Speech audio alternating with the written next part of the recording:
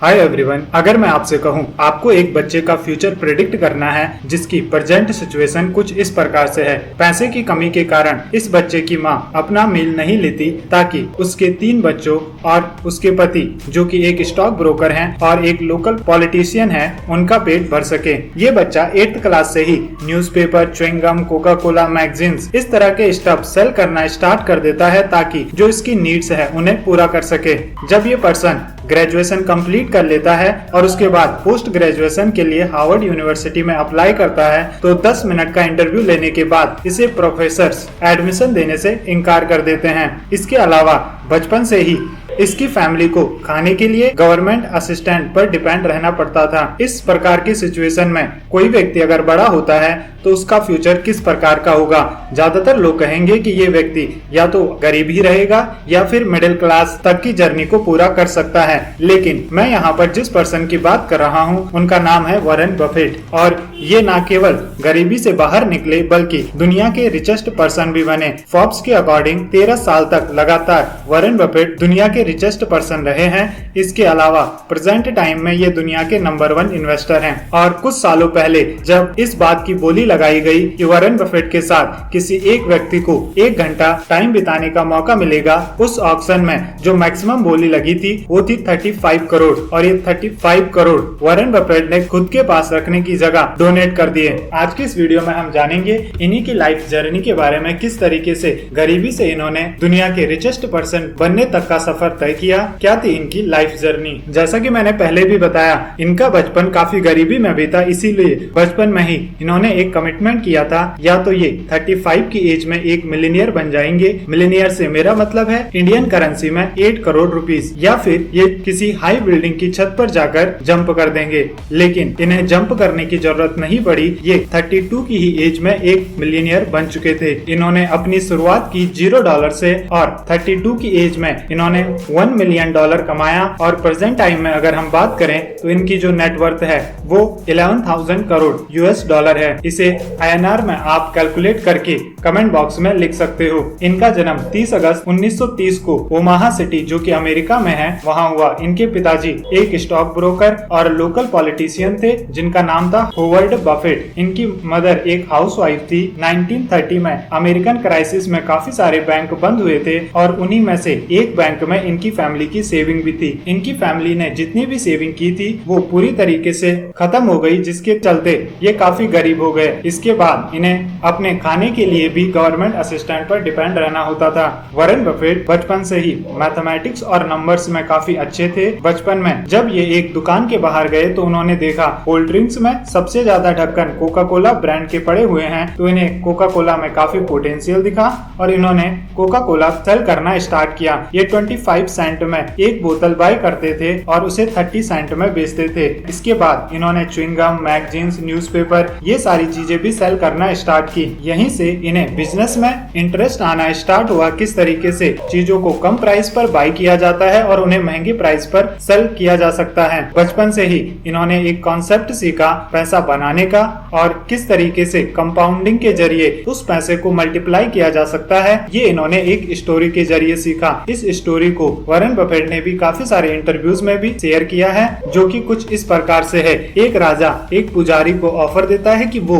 राजा से कुछ भी मांग सकता है। राजा काफी घमंडी होता है और इस घमंड को तोड़ने के लिए पुजारी राजा से कहता है कि एक चेस बोर्ड में पहले खाने में मुझे 1 चावल का दाना चाहिए, दूसरे खाने में 2, तीसरे खाने में 4। इसी प्रकार से जैसे जैसे हम खानों में आगे बढ़ेंगे जो चावल के दानों की संख्या है वो डबल होनी चाहिए। राजा इस पर हंसने लगता है और कहता है तुम मुझसे गोल्ड, ज्वेलरी, डायमंड्स ये सारी चीजें मांग सकते थे, लेकिन तुम एक बेवकूफ हो, तुमने मेरे से राइस के दाने मांगे। और राजा इस पर एग्री कर जाता है। लेकिन जब तक राजा 64वें खाने पर पहुंचता है उससे पहले ही राजा का जो पूरा किंगडम है वो बिक जाता है 64वें खाने में जितने दाने की जरूरत होगी राइस के उसे बाय करने के लिए। इस स्टोरी से वॉरेन बफेट काफी प्रभावित थे और उन्होंने यहीं से कंपाउंडिंग का कॉन्सेप्ट सीखा, किस प्रकार से अगर हम पैसे को मल्टीप्लाई करते हैं तो वो एक समय पर आकर काफी बड़ा अमाउंट हो जाता है। जब इन्होंने अपनी ग्रेजुएशन कंप्लीट की तो ये खुद का बिजनेस करना चाहते थे, लेकिन अपने पिता के कहने पर इन्होंने हार्वर्ड बिजनेस स्कूल में अप्लाई किया, लेकिन 10 मिनट का इंटरव्यू लेने के बाद प्रोफेसर्स के द्वारा इन्हें एडमिशन देने से मना कर दिया गया, जिससे ये काफी दुखी थे। लेकिन इन्होंने एक बुक पढ़ी थी, इंटेलिजेंट इन्वेस्टर, जिसे लिखा गया था बेंजामिन ग्राहम के द्वारा। इस बुक से वॉरेन बफेट काफी ज्यादा प्रभावित थे और जब उन्हें पता लगा कि बेंजामिन ग्राहम कोलंबिया यूनिवर्सिटी में पढ़ाते हैं तो उन्होंने बेंजामिन ग्राहम के लिए एक लेटर लिखा जो कि कुछ इस प्रकार से है। डियर प्रोफेसर, मुझे अभी तक लगता था आप मर चुके हो, क्योंकि जब अब मुझे पता चल गया है कि आप जिंदा हो और कोलंबिया में पढ़ाते हो तो मैं इस यूनिवर्सिटी को ज्वाइन करना चाहता हूँ। इसके बाद इन्होंने कोलंबिया यूनिवर्सिटी को ज्वाइन किया और ये बात इन्होंने अपने कई सारे इंटरव्यूज में भी कही है कि जो टाइम इन्होंने बेंजामिन ग्राहम के साथ कोलंबिया यूनिवर्सिटी में बिताया ये उनका बेस्ट पीरियड था लाइफ का, क्योंकि यहाँ पर उन्हें इन्वेस्टिंग से रिलेटेड, लाइफ से रिलेटेड काफी सारी चीजें सीखने को मिली। बेंजामिन ग्राहम ने इन्होंने 2 बहुत ही इंपॉर्टेंट प्रिंसिपल दिए थे, जिसमें पहला प्रिंसिपल था never lose your money and second principal था don't forget rule number 1। Warren Buffett ने बेंजामिन ग्राहम से सीखा किस प्रकार से किसी भी शेयर के एक्चुअल प्राइस को डिस्कवर किया जाता है, किस प्रकार से हम प्राइस वैल्यू को पता लगा सकते हैं, जिससे कि वॉरेन बफेट ने खुद की थ्योरी बनाई कि कोई भी शेयर आपको प्राइस वैल्यू को देखकर बाय करना चाहिए, ना कि उसके प्रेजेंट मार्केट वैल्यू को देखकर। फॉर एग्जांपल, अगर एक बुक की कीमत 50 रुपए है और मार्केट प्राइस उसका 80 है तो उस टाइम पर आपको उसे बाय नहीं करना चाहिए। आपको इंतजार करना है कि कब वो बुक 40 रुपीज की होती है और जैसे ही वो बुक 40 रुपीज की होती है आप उसे बाय करके जब उसका एक्चुअल प्राइस यानी 50 रुपीज टच होता है तब आप उसे सेल कर सकते हो। 1956 में जब वॉरेन बफेट 25 साल के थे तो उन्होंने अपनी एक खुद की पार्टनरशिप फिर्म स्टार्ट की, जिसमें टोटल 7 मेंबर थे। इन 7 मेंबर्स में मैक्सिमम पार्टनर्स वॉरेन बफेट के फैमिली मेंबर्स थे और 6 साल बाद 1962 में इस फिर्म ने $7 मिलियन कमाए, जिसमें से $1,05,000 वॉरेन बफेट के थे और इस समय यानी कि 32 की एज में वॉरेन बफेट एक मिलियनियर बन चुके थे। इसके बाद जब मार्केट लगातार ऊपर की ओर जा रहा था तो वॉरेन बफेट को कुछ अच्छी अपॉर्चुनिटीज नहीं मिल पा रही थी, जिसके चलते उन्होंने इस पार्टनरशिप फिर्म को बंद कर दिया। इसके बाद इन्हें ऐसा महसूस हुआ कि इनकी पब्लिक स्पीकिंग स्किल्स काफी कमजोर हैं। ये खुद ही कहते हैं कि अगर उस समय इन्हें स्टेज पर कुछ कहने के लिए भेज दिया जाता तो शायद ये उल्टी कर देते। इसके बाद एक दिन इन्होंने न्यूज़पेपर में public speaking bye Dale Carnegie का एडवर्टीजमेंट देखा, जिसके बाद उन्होंने इस कोर्स को ज्वाइन किया, जिसके चलते इन्हें करियर में काफी हाई ग्रोथ मिली। इसी कोर्स से उन्होंने काफी सारी चीजें सीखी, जिसको सीखकर आगे चलकर इन्होंने अपनी गर्लफ्रेंड को भी प्रपोज किया और उससे शादी की। इसके बाद ये चार्ल्स मंगर से मिले। अभी तक की इनकी फिलॉसफी थी किसी भी शेयर को उसके एक्चुअल प्राइस से कम में खरीदना और जैसे ही वो शेयर ऊपर जाता है उसे सेल कर देना। लेकिन जब ये चार्ल्स मंगर से मिले तो इन्होंने अपनी थ्योरी में चेंज किया।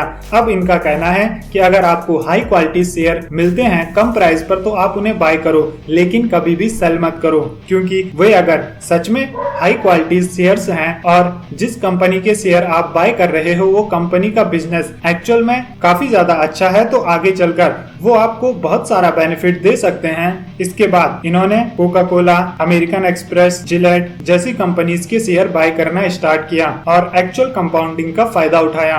अभी की अगर हम बात करें तो प्रेजेंट टाइम में इनकी जो नेट वर्थ है वो है 11,000 करोड़ $। हालांकि इनके बारे में बताने को मेरे पास काफी कुछ है, लेकिन अगर मैं वो बताने जाऊंगा तो ये वीडियो काफी ज्यादा लंबी हो जाएगी। लेकिन एक एग्जांपल मैं आपको देना चाहूंगा। अगर मैं आपसे कहूँ एक शेयर जिसका प्रेजेंट मार्केट प्राइस 4,000 रुपीज है, अगर हम इसे $, में देखें तो वो है $61 और अगले 2 हफ्तों में इस शेयर का प्राइस 150 रुपए चला जाता है, जो कि है $2 के आसपास, तो आप क्या करोगे? ऐसे ही हुआ था एक कंपनी के साथ जिसका नाम है जियाको। इस कंपनी का प्राइस $61 से गिरकर डायरेक्ट $2 आ गया था। यहाँ पर मैक्सिमम इन्वेस्टर्स डर रहे थे और उनका मानना था ये कंपनी आने वाले कुछ दिनों में जीरो हो जाएगी, इसका शेयर प्राइस जीरो हो जाएगा। लेकिन इसी समय वॉरेन बफेट ने काफी बड़ा अमाउंट इस कंपनी में इन्वेस्ट किया और अगले 2 साल में इस कंपनी से उन्होंने 3 गुना 3 टाइम रिटर्न